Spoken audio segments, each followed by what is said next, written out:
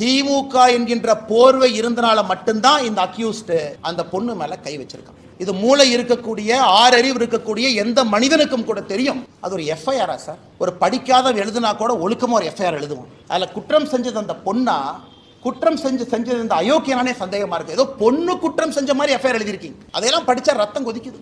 இதெல்லாம் ஒரு எஃப்ஐஆரா சார்? காக்கி சட்டையை போட்டுட்டு அந்த ஸ்டேஷன்ல ஒருத்தவங்க எஃப்ஐஆர் இருக்கீங்களே, வெக்கமா இல்லையா உங்களுக்கு?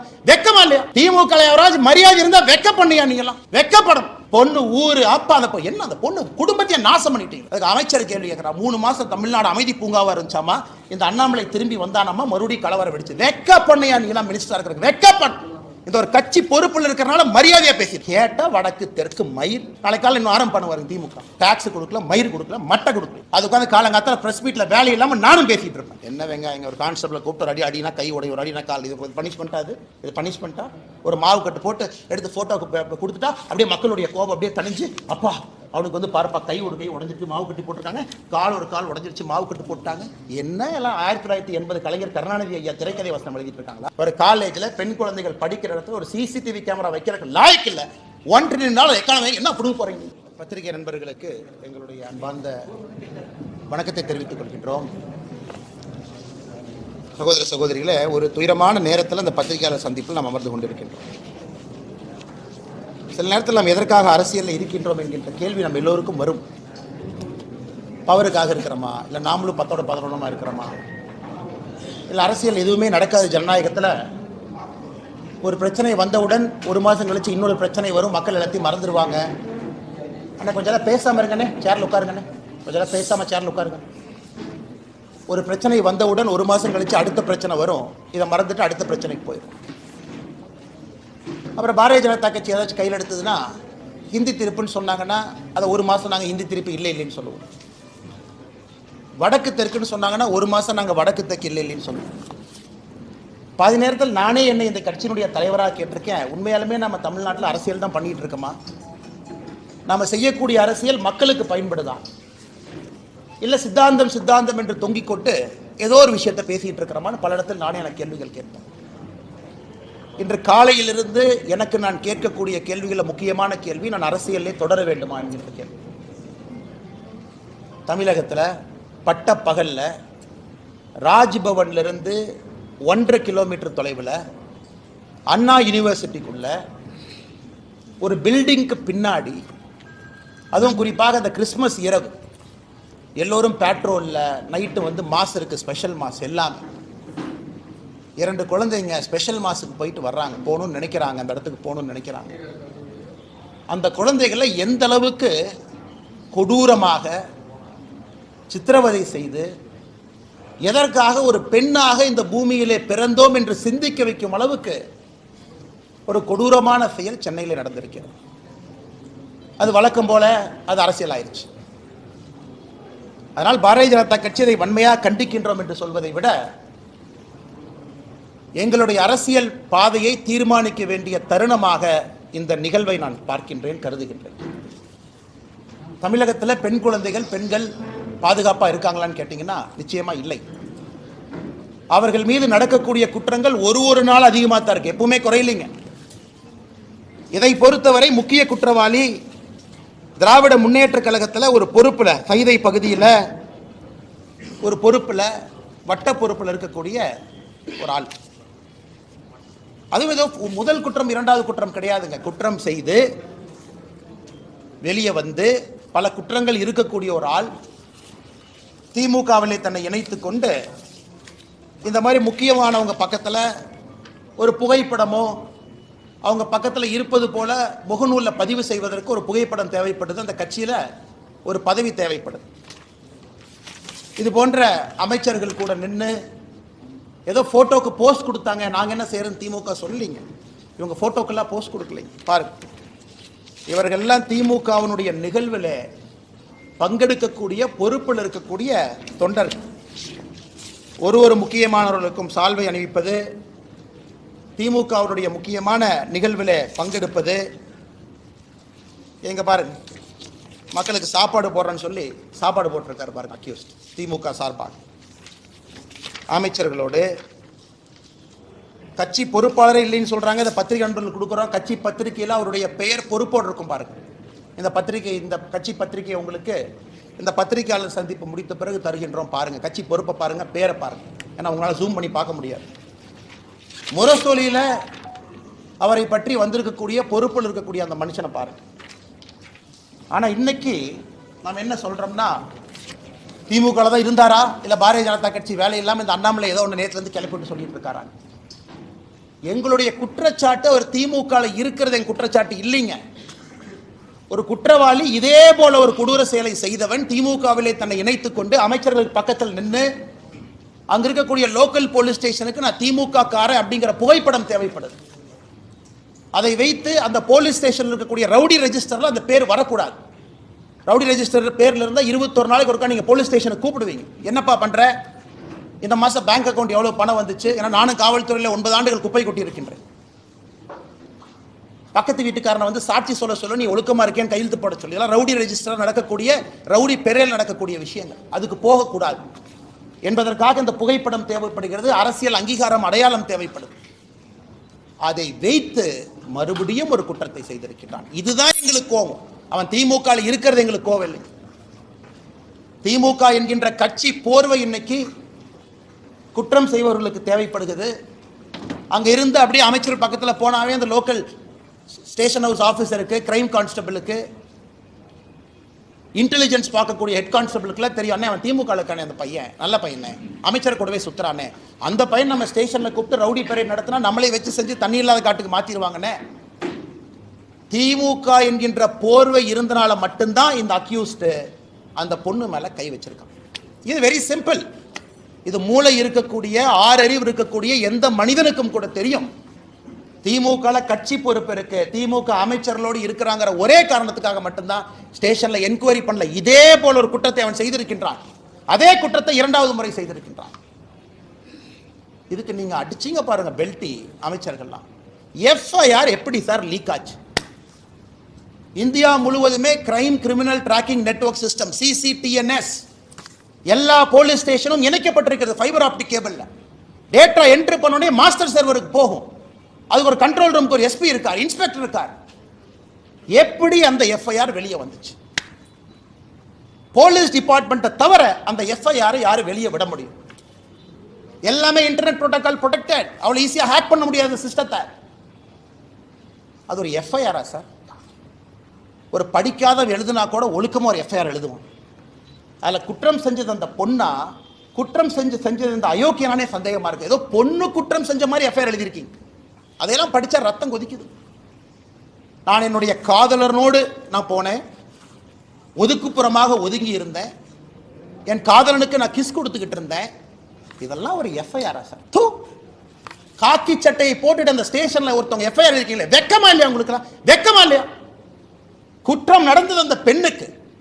அந்த எஃப்ஐஆர் படிச்சு அந்த எஃப்ஐஆர் கோர்ட்ல நிக்குமா சார்? ஆனா ஆயிரக்கணக்கில் எஃப்ஐஆர் எழுதி இருக்கு, அல்ல கோர்ட்ல நிக்குமா?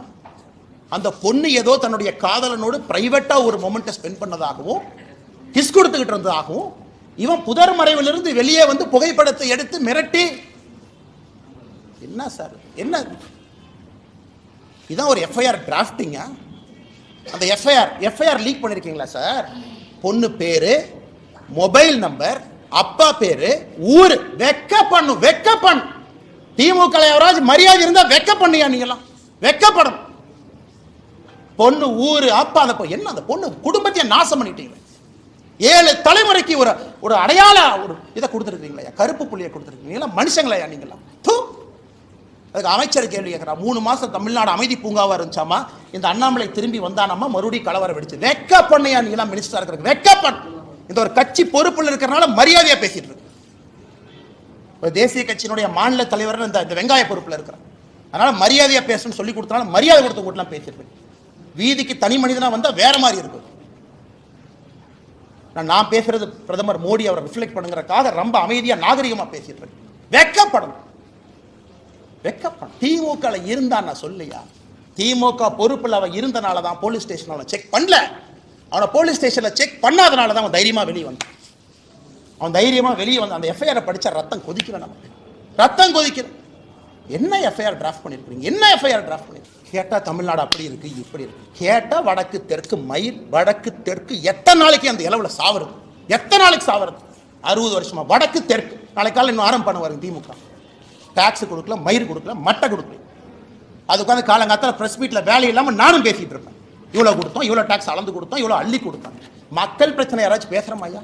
தமிழ்நாடு அரசியல மக்கள் பிரச்சனை பேசுறோமா? காரி துப்புரமா இருக்கு அரசியல், காரி துப்புரமா இருக்கு. அதனால்தான் இதற்கு ஒரு முடிவு கட்ட வேண்டும் என்று முடிவு செய்திருக்கின்றோம். இந்த அரசியல் நீ ஆகாதுங்க, இந்த அரசியல் ஆகாது. ஆனால் மாநில தலைவராக இந்த கட்சியினுடைய தொண்டனாக நான் ஒரு சங்கல்பம் எடுத்துக்கிறேன். ஐயோ கட்சினா வந்து ஆர்ப்பாட்டம் பண்ணுவாங்க. எத்தனை ஆர்ப்பாட்டம் பண்றியா? சென்னையில் ஆர்ப்பாட்டம் பண்ண போனா முன்னாள் ஆளுநர் அரெஸ்ட் பண்ணி உள்ள வச்சிருக்கேன். நாயை பிடிக்கிற மாதிரி பிடிச்சு. மாநிலத்தினுடைய துணைத் தலைவர் கருணாகராஜன், எங்களுடைய சகோதரர், எத்தனை டைம் பாரதிய ஜனதா கட்சி எத்தனை டைமே அரெஸ்ட் பண்ணுவீங்க? நாங்கள் எங்களுக்கு தனியாக எங்களுக்கு வீட்டுக்கு ரோடு போடுன்னு ஆர்ப்பாட்டம் பண்றோமா? இல்லை எங்கள் வீட்டுக்கு தண்ணி சிறுவாணி தண்ணி வரலின்னு ஆர்ப்பாட்டம் பண்றோமா? கைது பண்ணி நைட்டு 11:30 வரைக்கும் டாய்லெட் இல்லாத மண்டபத்தில் பார்த்து அடைச்சி வச்சு எத்தனை சித்திரவதை தொண்டாங்க பண்ணி அனுப்பிப்பாங்க. அதனால இன்னி உங்களுக்கு இந்த ஆர்ப்பாட்ட வேலையெல்லாம் இல்லை. இன்னிலேருந்து நாங்கள் வேற மாதிரி தான் உங்களை டீல் பண்ண போறோம். நாங்கள் ஆர்ப்பாட்டம் பண்ண கலெக்டர் ஆஃபீஸ்க்கு வருவோம். எங்கள் ஆளு எல்லாம் காலங்காத்தால 8 மணிக்கு கிளம்பி வருவாங்க. நீங்கள் அப்படியே ஒரு 1000 போலீஸை போட்டு நாய் பிடிக்கிற மாதிரி 2 பேர்த்த பிடிச்சிட்டு போகலாம். நாளையிலிருந்து ஆர்ப்பாட்டம் அப்படி கிடையாது. ஒரு வீட்டுக்கு வெளியே ஆர்ப்பாட்டம் நடக்கும். நீ 10,000 போலீஸ் இறக்கியா பார்த்துடலாம். நான் ஒரே இடத்துல அப்படியே என் தொண்டனை கூட்டிட்டு வருவேன். லட்டம் தர மாதிரி அமுத்திட்டு போயிடுவீங்க. நீங்கள் ஒரு வீட்டுக்கு முன்பு நாளை பாரதிய ஜனதா கட்சியின் தொண்டன் காலையில் 10 மணிக்கு வெளியே வந்து நிற்பான். தன்னுடைய தாய்க்காக சகோதரிக்காக குரல் கொடுப்பான். இந்த அண்ணாமலை நாளைக்கு என்ன செய்ய போறேன்னு சொல்ற கேட்டு எல்லா பலத்தையும் பயன்படுத்திட்டோம், பேசிட்டோம். என்ன உங்க கையில ஊடக பலம் இருக்கு, உங்க கையில சினிமா துறை இருக்கு. ஒரு படத்தை எடுத்து வடக்கு தெற்கு நீ பிரிச்சா வேலை முடிஞ்சு போச்சு. உங்க கையில எல்லாம் விருது கொடுக்கறதுக்கு பேசுறதுக்கு ஆளு இருக்கிறாங்க. சமூக நீதினு பேசுறதுக்கு 10 பேர் இருக்கா. பாரதிய ஜனதா கட்சினா சமூக நீதி இல்லைன்னு பேசுறதுக்கு 50 பேர் இருக்கா. அதனால் நாளை எனக்கு நானே சாட்டை அடி கொடுக்கக்கூடிய நிகழ்வை காலை 10 மணி என்னுடைய வீட்டுக்கு வெளியே நான் நடத்தப்போறேன். நான் எனக்கு முருகபெருமானுக்கு சூர சம்ஹார பெருமை இந்த தீவிரம்லாம் அழிக்கிறது. நாளை காலை 10 மணிக்கு மாநில தலைவராக என்னுடைய இல்லத்திற்கு வெளியே நான் நின்று சாட்டையால் என்னை 6 முறை நான் அடித்துக் கொள்ள போகிறேன். சாட்டை என்னை அடிச்சுட்டு போறேன். நாளையிலிருந்து திமுக என்கின்ற கட்சி தமிழகத்தில் ஆட்சியிலிருந்து அகற்றப்படும் வரை நான் செருப்பு போட மாட்டேன். அந்த அரசியல் நானும் 3 வருஷம் பண்ணி பார்த்துட்டேன். அது ஒரு முடிவு வரணும். இன்னைக்கு முடிவு வந்தே ஆகும். சும்மா இத்தனை நாளைக்கு எத்தனையாக நானும் வண்டி ஓட்டுறது. வந்தது வேறு, செய்வது வேறு, நடந்து கொண்டிருப்பது. நாளையிலிருந்து திமுக ஆட்சியிலிருந்து அகற்றப்படும் வரை இந்த பத்திரிகையாளர் சந்திப்பு முடிச்சு என் செருப்பை கழட்டுனா நீ ஆட்சியிலிருந்து இறங்குற வரைக்கும் நான் செருப்பு போட மாட்டேன். பார்த்துலாம். நாளையிலிருந்து 48 நாட்கள் நான் விரதம் இருக்க போகிறேன். பிப்ரவரி 2வது வாரம் முடியும். 6 படை வீட்டுக்கு நான் போக போறேன். முருகபெருமான்கிட்ட முறையிட போறேன். எல்லாத்திட்டையும் முறையிட்டாச்சு. நேஷனல் கமிஷன் ஃபார் உமன் முறையிட்டாச்சு. காலகட்டத்தில் வேலையெல்லாம் உட்காந்து லெட்டர் எழுதிருக்கேன். பாருங்க 3 பேஜ் வேலையில். அம்மா வாங்கம்மா, தயவு செஞ்சு பிடிங்கம்மா, இவங்கெல்லாம் வயலேட் பண்ணிட்டாங்கம்மா, செக்ஷனாக பாருங்கம்மா. எத்தனை கடிதம் எழுது. ஹியூமன் ரைட்ஸ் கமிஷன் 15 கடிதம் எழுதியாச்சு. நேஷனல் கமிஷன் ஃபார் உமனுக்கு எழுதியாச்சு. வேலையெல்லாம் உட்காந்து எழுதி ட்விட்டரில் போடுறதா வேலை. இன்னி பார்த்துக்கலாம் அரசியல், இன்னி பார்த்துக்கலாம். நாகரிகமான அரசியல். இந்த பவுண்டு பை நீங்கள் அநாகரிகமாக பேசுறீங்கல்ல, சோசியல் மீடியாவில் குடும்பத்தை எடுக்கிறீங்க, என்ன வேணாலும் நீங்கள் பேசுவீங்க. கேட்டால் அப்படியே கட்சி போறவைக்குள்ள ஒளிஞ்சுக்குவீங்க. நாளையிலிருந்து என்னுடைய அரசியலும் அப்படித்தான் இருக்கும். இந்த மாநில தலைவர் கட்டுப்பாடு, இனி ஆரோக்கியமான அரசியல், விவாதம், மரியாதை. அதெல்லாம் எதுக்கு மரியாதை கொடுக்கணும்? எதுக்கு மரியாதை கொடுக்கணும்? பெண்களுக்கு குழந்தைகளுக்கு பாதுகாப்பு இல்லாத ஒரு மாநிலத்தில் எதுக்கு உனக்கு மரியாதை கொடுக்கணும்? எதுக்கு மரியாதை கொடுக்கணும்? அரசியல் கட்சியில் நீ மரியாதை வெங்காயம்லாம் கிடையாது. ஆனால் நீங்கள் வாங்கின இந்த இஷ்யூ பேசுங்க. எத்தனை இஷ்யூங்க தமிழ்நாட்டில் பேசுறது? ஆனால் டங்ஸ்டன் இஷ்யூ டெல்லிக்கு போங்கன்னா எத்தனை டைமுங்க போகிறது? ஆனால் மீத்தேன் பிரச்சனை ஆச்சுன்னா டெல்லிக்கு போங்கன்னா எத்தனை டைம் போகிறோம்? எத்தனை போகிறது? வேறு வேலை இதே தான் வேலைங்க. அதனால் நாளை எனக்கு நானே சவுக்கடி காலை 10 மணிக்கு என்னுடைய இல்லத்திற்கு வெளியே நான் கொடுத்துக் கொள்கின்றேன். பாரதிய ஜனதா கட்சியினுடைய எந்த தொண்டனையும் இதை நீங்கள் செய்ய வேண்டாம் என்று நான் அன்போடு சொல்லுகின்றேன். நீங்கள் யாரும் செய்ய வீட்டுக்கு வெளியே வந்து நிற்க வேண்டியது உங்களுடைய கடமை. ஒரு சகோதரியோடு சகோதரனோடு அவர்களோடு நாங்கள் இருக்கின்றோம் என்று உணர்த்த வேண்டியது நம்முடைய கடமை. தீய சக்தி அழிக்கப்பட வேண்டும். தமிழகத்தில் அழிக்கணும், வேற வழி இல்லைங்க. வழி இல்லை. படிக்கிறேன் பாருங்க, எத்தனை கேங் ரேப், எத்தனையா பண்ணுவீங்க, என்னையா பண்ணுவீங்க? தெரியாம கேட்குறேன். 14/8/2024 கேங் ரேப் ஆஃப் எம் உமன் அக்யூஸ்ட் யார்? கவிதாசன். என்ன நடத்தினா? Udhayanidhi Stalin fan club Orathanadu. 2/1/2023 youth wing of DMK sexual assault of woman police constable. லட்சணத்தை பாருங்க, விளங்கி. 22/3/2022 gang rape of 22-year-old woman in Virudhunagar after blackmailing ஒரு வீடியோ. எல்லாம் பாருங்க. கேட்டால் கட்சி அப்படி யாருமே இல்லை, எல்லாம் பொய் சொல்கிறாரு. அண்ணாமலை வந்ததுக்கப்புறம் இது வேலை இல்லாமல் செய்கிறாரு. ஆனால் பத்திரிகை நண்பர்களே, வேறு வழி எங்களுக்கு இல்லை. மக்களுடைய கவனத்தை ஈர்ப்பதற்கு எங்களுக்கு வழி இல்லை. இது சாமானிய மிடில் கிளாஸ் பையன் கொதிக்கணியா? மிடில் கிளாஸ் ஆள் எந்திரிக்கணும். அவன் எந்திரிக்காமல அரசியல் எந்த மாற்றம் இல்லை. சும்மா அப்படியே பேசிட்டே வண்டி ஓட்ட வேண்டியதான். 1 country 1 election, அது 1 மாதம் ஓட்டு, இது 1 மாதம் ஓட்டு, டங்ஸ்டன் ஒரு 3 மாதம் ஓட்டு, மீத்தேன் ஹைட்ரோ கார்பன் 6 மாதம் ஓட்டு. அவ்வளோதான். நம்ம எல்லாம் மறந்துடுவோம். எதுக்காக இருக்கிறோம், என்ன வேலை செய்கிறோம். ஆனால் மறுபடியும் நான் சொல்வது, நடுத்தர வாழ்வு வாழக்கூடிய நீங்கள் தயவு செஞ்சு வெளியே வாங்க, பேசுங்க, கேளுங்க, கேள்வி கேளுங்க. ரோட்டில் வந்து நில்லுங்க, நாளைக்கு கேளுங்க. லோக்கல் எம்எல்ஏ தெரியும் உங்கள் ஓட்டு நீங்கள் போட மாட்டேங்கன்னு தெரியும். இந்த இலவச பணத்தை எல்லாம் எலெக்ஷன் அப்போ தூக்கிட்டு வரலாம், இப்போ எல்லாம் தூக்கி எறி. அதனால் பத்திரிகை நண்பர்களுக்கு என்னுடைய அன்பான வேண்டுகோள், நீங்கள் இதை கேட்கணுங்க. மீடியாவில் டிபேட் வைக்கணும், விவாத பொருள் வைக்கணும். அன்னைக்கு நாமளும் மனுஷங்க தான், அதே சாப்பாடு சாப்பிட்றோம், 6 அறிவு இருக்கு. நம்ம வீட்டில் நடந்துதான் சும்மா இருப்பாங்களா? கத்தி எடுத்து வெட்ட போக மாட்டோம். விவாத பொருள் பேசவே வர சொல்லு. எதுக்கு அப்படி பண்றீங்கன்னு கேளு. ரிப்பீட் ஆஃபெண்டர் எதுக்கு ரவுடி ஷீட்ல வைக்கலன்னு கேளு. பொறுப்பேற்று கமிஷனர் விலக சொல்லுங்க. குறைந்தபட்ச டெப்டி கமிஷனர் வீட்டுக்கு போச்சு. ஆனால் இதை சொல்ல வேண்டும் என்பதற்காகத்தான் அந்த பத்திரிகையாளர் சந்திப்பு. இதை தவிர நான் வேற எந்த இதுக்கு சம்பந்தமான கேள்விகளுக்கு நான் பதில் சொல்றேன். அன்னைக்கு கோயம்புத்தூர் இதாயிடுச்சு, கரண்ட் போயிடுச்சு, இதெல்லாம் இன்னைக்கு இல்லை. அதெல்லாம் நாளைக்கு நாளானிக்கு கரண்ட் போனது, தண்ணி இல்லாதது, டாய்லெட்ல தண்ணி வராதெல்லாம் நாளைக்கு நான் சொல்றேன். இன்னைக்கு இந்த இது சம்பந்தமாக நண்பர்கள் கேள்விகளுக்கு நான் பதில் சொல்றேன். நாம சொன்னதுக்கு அப்புறம் எடுக்கிறாங்க. NCW எழுதுனதுக்கு அப்புறம் போலீஸ் எல்லாம் பெண்டகல்ட்டுக்கு எழுதி இருக்கிறோம். ஆக்ஷன் எடுங்க. ஒருத்தனையோட எப்படி வெளியே வந்துச்சு நான் கேட்கிறேன். CCTNS நெட்வொர்க்ல இருந்து வெளியே எப்படி வரும், எப்படி வந்துச்சுன்னு சொல்றேன். யாராச்சும் ஹேக் பண்ணிட்டாங்களா? அப்ப யார் ஹேக் பண்ணாங்கன்னு சொல்லுங்க. செல்போன்ல எல்லாம் எடுக்கலீங்க, PDF அப்படியே PDF டவுன்லோட் பண்ணி வெளியே விட்டுருக்கிறீங்க. எதுக்கு? விக்டிம் ஷேமிங் பண்ணணும். Victim shaming. இந்த பொண்ணு சரியில்லை, அதனால தான் இது நடந்துச்சு. எத்தனை நாளைக்கு அந்த டிராமாவை தமிழ்நாட்டில் பண்ணுவீங்க? எத்தனை நாளைக்கு பண்ணுவீங்க? இந்த பொண்ணு சரியில்லாத பொண்ணு அப்படின்னு மக்களுக்கு பார்த்தா தெரியணுமா? காதலனாக இருக்கட்டும், காதலியாக இருக்கட்டும், 18 வயசுக்கு மேல அவங்க தனிப்பட்ட உரிமை. வெட்கி தலை குனினுங்க, தலை குனினுங்க, தலை குனி. நாம் எல்லோருமே சாமானிய மனிதர்களாக தலை குனிந்து நிற்கணும். ஏன்னா சகோதரி நம்ம மண்ணில் தமிழ்நாட்டில் அது நடந்தது.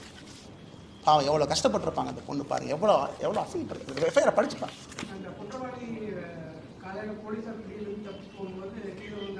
என்ன வெங்காயங்க, என்ன வெங்காயங்க. ஒரு கான்ஸ்டபிளை கூப்பிட்டு ஒரு அடி அடினா கை உடைய, ஒரு அடினா கால். இது பனிஷ்மெண்ட்டா?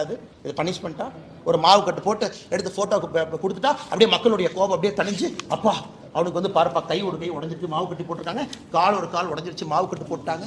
என்ன எல்லாம் 1980 கலைஞர் கருணாநிதி ஐயா திரைக்கதை வசனம் எழுதிட்டு இருக்காங்களா? உண்மையான அரசா இருந்தா 10 நாள்ல சார்ஜ் ஷீட் போடும், 11வது நாள்ல ஸ்பெஷல் கோர்ட்டை கூப்பிட்டு 15வது நாள்ல தண்டனை கொடுக்கும். நான் சொல்றேன், இந்த டிராமால எங்களுக்கு வேண்டாம். மாவு கட்டு போட்டேன், கையை உடைச்சேன், கால் உடைச்சேன், இந்த டிராமால வேண்டாம் சார். 7 நாள்ல ட்ரையல் நடந்த கேஸ் இந்தியாவில் இருக்கு சார். 5 நாள்ல சார்ஜ் ஷீட் போட்டிருக்காங்க சார். ஒரே நாள்ல ட்ரையல் முடிச்சிருக்காங்க சார்.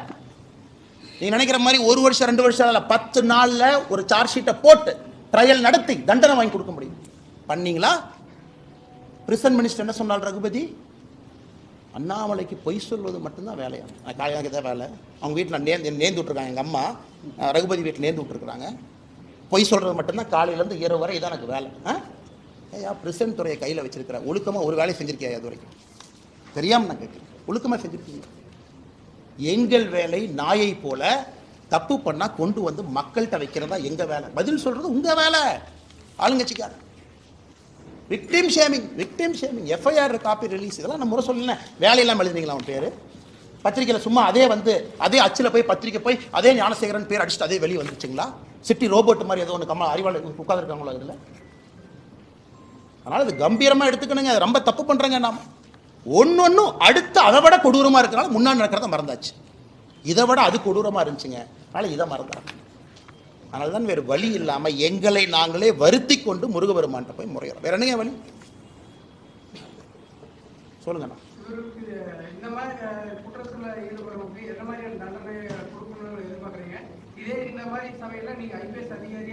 நான் சுட்டு தூக்கி வீசிட்டு போயிடுவேன் சார். அது சொன்ன 4 பேர் எஃப்ஐஆர் தூக்கிட்டு வருவானு, ஹியூமன் ரைட்ஸ் கமிஷன் அதுன்னு வருவானு, தூக்கி வெளியே வச்சா தான் சரியாக வரும். அந்த மாதிரி ரத்த சார் இது ஏதோ அரசியல் வந்தாலும் அடங்கி உட்காந்துருக்குறேன். வேறு வழியில் கேட்டால் கட்சி பொறுப்பு, தேசிய கட்சி மாநில தலைவரெல்லாம் நீங்கள் பேசக்கூடாதுங்கிறேங்கிறாங்க. அதனால் வாயை பொத்திட்டு உட்காந்துருக்குறேன்.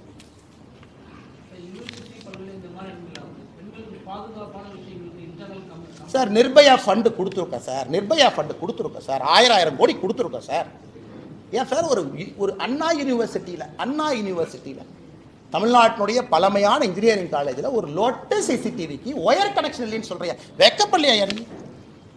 எங்கேயுமே கனெக்ஷன் இல்லை. அப்ப நிர்பயா ஃபண்டு எங்க போச்சு? நிர்பயா ஃபண்டு கொடுத்ததே இதுக்கு தானே. நிர்பயா ஃபண்டு எதுக்கு கொடுத்தோம்?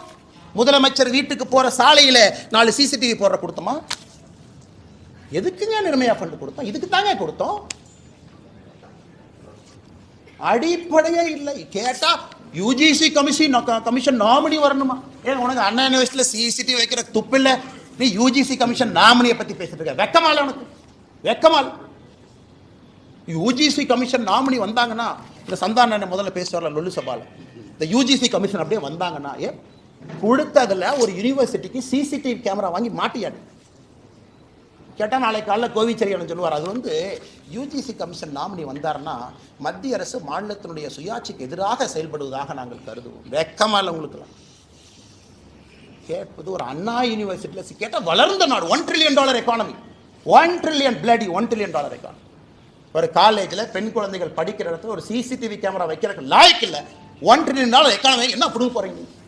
$1 trillion எக்கானமி அம்பானி உருவாக்கி தமிழ்நாட்டில் ஒரு 10 முதலாளிகள் உருவாக்கி $1 trillion டிக் போடுறக்கா இல்லை ஏழை மக்களுக்கு வேலை செய்யறதுக்காக அரசு? என்ன கேட்குற கேள்வி நியாயம் இருக்கு? $1 trillion என்ன வெங்காயத்துக்குன்னு கேட்குறேன். அண்ணா யூனிவர்சிட்டி சிசிடிவி வேலை செய்யாது, பஸ்ஸில் பேருந்து ஓட்ட, மேலே ஏறினா எப்போ இடிஞ்சு விடுன்னு யாருக்கும் தெரியாது. ஆனால் $1 trillion எக்கானமியை நோக்கி தமிழகம் செல்லுமா? இதை வெக்கமா இல்லை உங்களுக்கு? இந்த விஷயத்தை பொறுத்த வரைக்கும் முன்பே தகவல் தெரிஞ்சிருந்திருந்தா இன்னும் ஒரு துரிதமான நடவடிக்கை எடுத்திருப்போம். 2 நாள் கழிச்சு புகார் கொடுத்திருந்தாலும் அரசு பல்கலைக்கழகம் காவல்துறையினருக்கு சிறப்பான ஒரு நடவடிக்கை எடுத்திருக்குன்னு சொல்லி வைத்திருக்கிறாங்க. அண்ணே அதுக்கு தானே சாட்டை எண்ணெய் அடிச்சுக்கிறேனே. இந்த கேள்விக்கெல்லாம் பதில் சொல்லணுமே தான் சாட்டை எடுத்து நாளை காலையில் எண்ணெயை அடிச்சுக்கிறேன். முன்பே பாலியல் குற்றத்திலே ஈடுபட்டு இருக்கின்றான் your honour mister education minister. ஸ்டேஷனில் ரெக்கார்டுன்னு ஒன்று இருக்கும். இந்த கோர்ட்டு பிசின்னு ஒருத்தர் அந்த ரெக்கார்டை மெயின்டைன் பண்ணுவார். ரிப்பீட் அஃபெண்டரை பார்க்கணும், அதை ரவுடி ஷீட்டில் எழுதணும். மாதம் 21 நாளைக்கு ஒருக்கா பெரேடில் நிப்பாட்டணும். அவன் போலீஸ் ஸ்டேஷனுக்கு வந்தாலே கை கால்லாம் நடுங்கும்.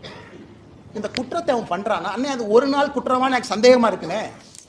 அந்த எஃப்ஐஆரை படித்து பார்த்தா அது ஒரு பொண்ணுக்கு மட்டும்தான் அது நடந்தா எனக்கு சந்தேகமாக இருக்கு. அதே இடம் அதே புஷ் திடீரென்ற உள்ளே வெளியே வந்தான் மாயாவி போல. எஃப்ஐஆரை டிராஃப்ட் பண்ணிட்டாங்க. இந்த விரச கதைகள்லாம் படிப்பாங்கல்ல, அது கூட இதை விட நல்லா எழுதுவாங்க. அதனால தான் நான் இவ்வளவு வேகமாக செல்வதற்கு காரணம், இன்னி நாங்கள் அரசியலை மாற்ற போகிறோம். இனி சித்தாந்தம் லொட்டு லொசுக்கு நார்த்து சவுத்து இதெல்லாம் நீ வேலைக்கு ஆகாது, அதெல்லாம் வேலைக்கு ஆகாது.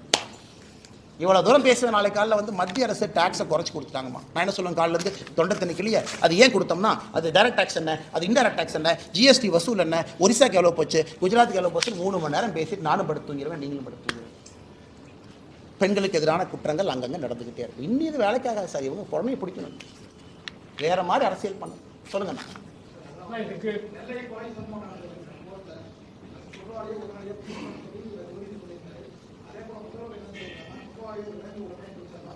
ரகுபதி அண்ணா அப்படி சொல்லிங்கண்ணா, நீங்கள் ஒரு அண்ணன் சொல்கிற நியாயம் இருக்குது. ரகுபதி என்ன சொன்னார்னா, இந்த பத்திரிகையாளர் சந்திப்பில் யாராச்சும் வெட்ட வந்துட்டா நான் என்ன பண்ணுறது அப்படின்னா அப்பனா பாருங்கள், உங்களையும் வெட்டுங்கன்னு 4 பேர் தூண்டுறாங்க. நீங்கள் ஏடா கூடமா கேள்வி கேட்டால்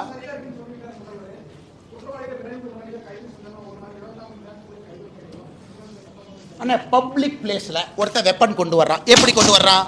வெஹிக்கிள் செக்கிங் இன்ஸ்பெக்டர் எங்கே போனார்? பப்ளிக் பிளேஸில் வெப்பன் கொண்டு வர்றான். சரி, என்ன கேஸ்னே? ஆடு திருடின கேஸ். திருநெல்வேலியில் ஆட்டை திருடிட்டாங்க. ஆட்டை விற்றதில் வந்த லாபத்தை ஷேர் பண்ணுறதுல பங்காளி சங்கம். பப்ளிக்ல வெப்பனை கொண்டுட்டு கோர்ட் பிரைமைஸ் வாசலுக்கு வர்றான், which is a sanctified zone. நீதிபதிகள் போறாங்க, செக் பண்ணுவாங்க, காவல்துறை இருக்கும், பாம்பு டிஸ்போசல் ஸ்குவாட் இருக்கும் இல்லையாங்க. ஒரு மாவட்டத்தில் முக்கியமான எதுங்க, எஸ்பி ஆஃபீஸ், கலெக்டர் ஆஃபீஸ், நீதிபதி ஆஃபீஸ், மூணு தானே. அங்க உன்னால பாதுகாப்பு கொடுக்கணும். அண்ணா 80% of police is prevention of crime. குற்றத்தை தடுப்பதற்கு தான் 80% வேலையோ தவிர குற்றம் செய்த பிறகு வெத்தலை பாக்கு வச்சு அதுக்கெல்லாம் பழத்தை வச்சு சூடத்தை பற்றி வச்சு அண்ணே குற்றவாளி அண்ணே வாங்க. எப்படி வேலூரில் அரெஸ்ட் பண்ணாங்க? பாரதிய ஜனதா கட்சி தொண்டை விட்டல்குமாரை வெட்டியாச்சு. நான் தொண்டை தண்ணிக்கிலேயே சொல்கிறேன், அண்ணே அவங்க பஞ்சாயத்து தலைவர் தானே கொன்னது. இல்லை பஞ்சாயத்து தலைவர் ரொம்ப நல்லவர் கொண்டு. அடுத்த நான் அக்யூஸ் 2 பேர் கோர்ட்டில் போய் சரண்டராருக்கு நல்ல நேரம் பார்த்துட்டு இருக்கான். அதை நான் ட்விட்டரில் ஃபோட்டோ பாருங்க பாரு, வந்து அக்யூஸ் 2 பேர் உட்காந்து போய் பிடிச்சிட்டு வாங்க. வெக்கமாங்க. ரகுபதி அண்ணன் பேசுறதுல ஒரு பேச்சு, அண்ணன் பேசுறது, அவர் பேசுறது ஒரு அமைச்சர் பேசுற அழகா இருக்கு. இல்லைன்னு சொல்லுங்க, இல்லைன்னு சொன்னா நான் ப்ரூஃப் கொடுக்குறேன். அவங்க கட்சியில் இருந்தா பொறுப்புல இருந்தா நான் சொல்றேன். அது எதுக்கு இந்த விதண்டாவாதமா திருப்பி விட்டுட்டு இங்கே ஏன் திருப்பி சொல்றேன்? இதான் நான் கேட்குற கேள்வி. ஆனால் பத்திரிகை நண்பர்களுடைய நெஞ்சத்தையும் தொட்டுத்தான் நான் சொல்றேனே. உங்களுக்கு சார்பாகவும் நான் பேசுறேன். பத்திரிகையாளர் சந்திப்பில் ஒருத்தர் வெட்ட வந்துட்டா நான் என்ன பண்ணுவேன்னா, அப்ப அந்த பொறுப்புக்கு நீ லாயக்கு இல்லை, ரிசைன் பண்ணிட்டு வீட்டுக்கு போயான்னா. நாங்கள் அமைச்சர்களாக இருந்து பத்திரிகையாளர் சந்திப்பில் ஒருத்தர் வெட்ட வந்தானா முதல்ல அவனை வெட்டுவோம். உனக்கு பத்திரிகையாளருக்கே உனக்கு நியாயம் கொடுக்க முடியல, என்ன துப்புக்கு உனக்கு அமைச்சராக இருக்கு, வீட்டுக்கு போக வேண்டியதான். அது பத்திரிகை நண்பர்கள் நீங்கள் கேட்கணும், அண்ணே எங்களுக்கே உங்களால் பாதுகாப்பு கொடுக்க முடியல, எதுக்குன்னே அமைச்சர் பொறுப்பு, எதுக்குன்னே காரு, எதுக்குன்னே கொண்டை, எதுக்குன்னே 2 போலீஸ், எதுக்குன்னே யூனிஃபார்ம் 2 பேர், ஆயுத பூஜை வர்றதுக்கான 2 பொது வச்சுருக்காங்க. அதனால் பத்திரிகை நண்பர்களுக்கு வணக்கத்தை தெரிவித்து நன்றியை தெரிவித்து, ரொம்ப சீரியஸான இஷ்யூங்கண்ணே. நான் டைவர்ட் ஆகி வேறு இடத்துக்கு போக விரும்பலிங்கண்ணே. நாளை காலை 10 மணிக்கு உங்களை சந்திக்கிறோங்கண்ணே. பாரதிய ஜனதா கட்சியினுடைய தொண்டர்கள் தமிழகம் முழுவதும் எல்லா இடத்துலையும் இருப்பாங்க. காலைல 10 மணிக்கு வீட்டுக்கு வெளியே வந்து ஆர்ப்பாட்டம் பண்ணுவாங்க, போராட்டம் பண்ணுவாங்க. பொதுமக்களும் கலந்து கொள்ள வேண்டும் என்று அன்போடு கேட்டுக்கொண்டாங்க.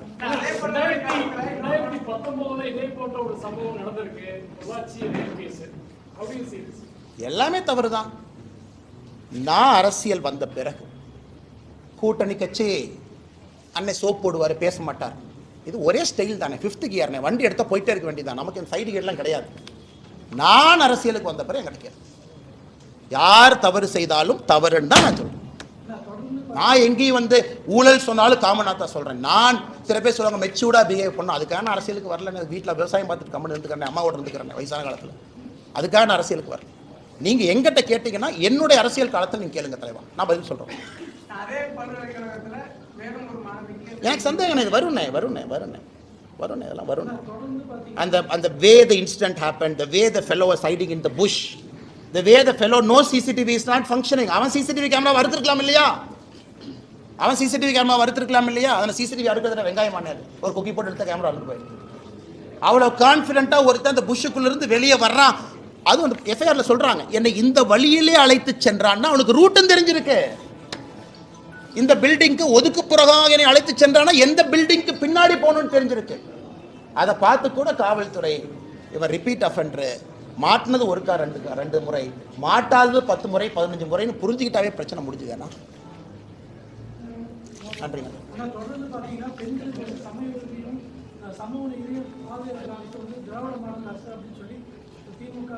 நான் சத்தியமா உங்களுக்கு கேட்கிறேன், என்னன்னே வெங்காய சமூகம் சொல்லிட்டேன். இன்னைக்கு இந்த பஞ்சாயத்து பண்ணிடுவோம், நீ பேசிடுவோம்.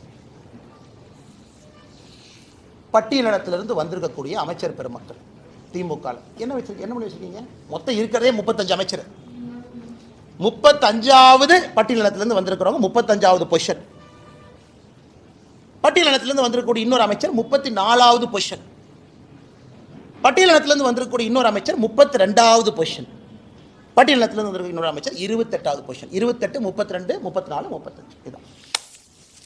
நான் கேட்கிறேன்னே, ஏன்பா ஒரு பட்டியலின சகோதர சகோதரி ஒரு துணை முதலமைச்சர் ஆக்கின்றா எவ்வளவு கம்பீரமா இருக்கு. நாங்கள் முதலமைச்சர் ஆக்குகின்றோம், ஜனாதிபதி ஆக்குகின்றோம். ஏன்னா எங்களுக்கு ஜனாதிபதி ஆக்கணும், எல்கே அத்வானி ஐயா நாங்க ஏன் ஆக்கல தெரியாம கேட்கிறேன். பொருத்தமானவர், கட்சியினுடைய ஐடியோலால். நீங்க யாரா பிரதீபா பட்டீல் அம்மா வாக்குனீங்க? காங்கிரஸ் கேட்கறீங்களா? சமூக நீதி பத்தி பேசுறது வெட்கப்படணுமையா? நீங்களா கட்சியில் இருக்கக்கூடிய சித்தாந்த பெரியவர்களை ஆக்காம, கிடைத்த முதல் வாய்ப்பு இஸ்லாமியர் ஏபிஜே அப்துல் கலாம், கிடைத்த 2வது வாய்ப்பு ராம்நாத் கோவிந்த் ஐயா, பட்டியலின சகோதரர் 3வது வாய்ப்பு திரௌபதி முர்மு அம்மா பழங்குடியா பார்த்து கத்துக்கலையா? பத்திரிகையில சும்மா வந்து அப்படி கரவேட்டை கட்டிட்டு வந்து பாஜக சமூக நீதிக்கு எதிரி எத்தனை நாளைக்கு இந்த பஞ்சாயத்து பண்றீங்க? நேத்து ஒரு தேவாலயத்துக்கு போறேன், ஒரு தேவாலயத்துக்கு போக விட மாட்டாங்க. அதான் பத்திரிகை நண்பர்கள்ட்ட இந்த தேவாலயத்தை சொல்லிட்டு இந்த தேவாலயத்துக்கு போக வேண்டியதாக போச்சு. லெஃப்ட்ல வண்டி திரும்ப இண்டிகேட்டர் போட்டு ரைட்டில் போயிட்டேன். ஏன்னா அங்கே வந்து அந்த ஃபாதரை மிரட்டுவாங்க. ஒரு சர்ச்சில் போய் ஒரு கிறிஸ்மஸுக்கு அவர்களுக்கு வாழ்த்து சொல்லி 1 மணி நேரம் மாஸ் அட்டன் பண்ணுறதுக்கு எத்தனை போலீஸ் போட்டு வச்சுருக்காங்க? 1000 போலீஸ் போட்டு வச்சுருக்காங்க. அதெல்லாம் இந்த அண்ணா யூனிவர்சிட்டி பக்கம் திருப்பி இருந்தீங்கன்னா எவ்வளோ நல்லா இருக்கும். நல்லா கேட்குறேன். பாஜகனா இப்படித்தான் அடைச்சி வச்சிரு. அதை யாராச்சும் உடைக்க முயற்சித்தாங்கன்னா முதல்ல அவர் அடைய. சமூக நீதி பற்றி கேட்குறேன். அண்ணா சமூக நீதியை பற்றி வர சொல்லுங்க. நான் திமுக யாரை வேணாலும் பேசுவேன். ஒரு அமைச்சர்ல இருந்து மேலே யாரோ வர சொல்லுங்க. நீ சமூக நீதி என்ன பண்ணியிருக்க பேசுவோம், நாங்கள் என்ன பண்ணியிருக்கோம் பேசுவோம். தமிழ்நாடு மக்கள் பார்த்து முடிவு. அங்கே சமூக நீதிக்கு எதிரி எதிரி எதிரி தொடர்ந்து நீங்கள் பேசுறீங்க. வந்து பேச பார்க்க என்ன எதிரி? தமிழ்நாட்டில் $470 மில்லியன் எக்கானமி, 500 மில்லியன் கீழே இருக்கும், $500 மில்லியன் கீழே இருக்கும். இரட்டை டம்ளர் பீகாரில் இல்லைன்னா இரட்டை டம்ளர் சிஸ்டம்னு, பீகாரில் இல்லைன்னா நான் போகிறேன் பீகார் அடிக்கடி, யூபியில் இல்லைன்னா இரட்டை டம்ளர். ஆய்வறிக்கை சொல்லுது தமிழ்நாட்டில் தான் இரட்டை டம்ளர்னுடைய பயன்பாடு அதிகம். என்ன சமூக நீதி பேசுகிறேன் நீ சொல்லு, தயவுசெய்து சொல்லு. ஆனால் நான் அரசியல்வாதி கேட்குறேன், உங்களுக்கு கேட்குறேன். பட்டியலின சகோதர சகோதரி பஞ்சாயத்து பிரசிடென்ட் ஆனால் கொடியேற்ற முடியாது. தமிழ்நாட்டில் தான் ஹையஸ்ட். யூபியில் இருக்கா, பீகாரில் இருக்கா? இல்லை.